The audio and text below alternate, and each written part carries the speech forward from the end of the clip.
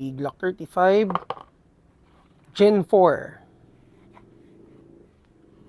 So si Gen 4, naka metal slide na siya, and then frame niya is polymer. So may underrail na for attachments. Then threaded yung outer barrel. So sa WE, ang makikita nyo lang markings, yan lang. Wala siyang Glock markings. So ayan, tactical 35.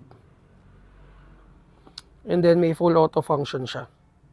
So ito yung selector. Pag nakataas yan, single or semi-auto. Pag nakababa, full auto. And then yung sights, ayan yung sights niya. Hindi ko sure kung anong eksaktong tawag dyan. Pero yan yung sights.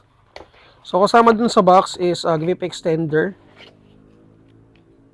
Dalawa. And then magazine capacity is 26 rounds. So ayan yung BBs natin 6mm. Sige, check natin. Ang price nito is 6,500. Sorry, 6,300 yata. Check ko na lang sa natin. Check ko na lang, nakalimutan ko.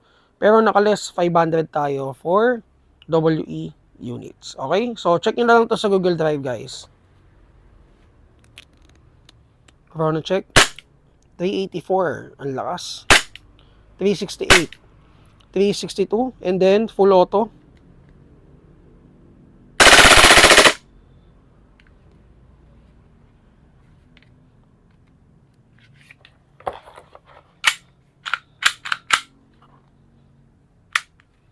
Okay, so for more details, mag-PM kayo sa page namin, Mavsabi PH.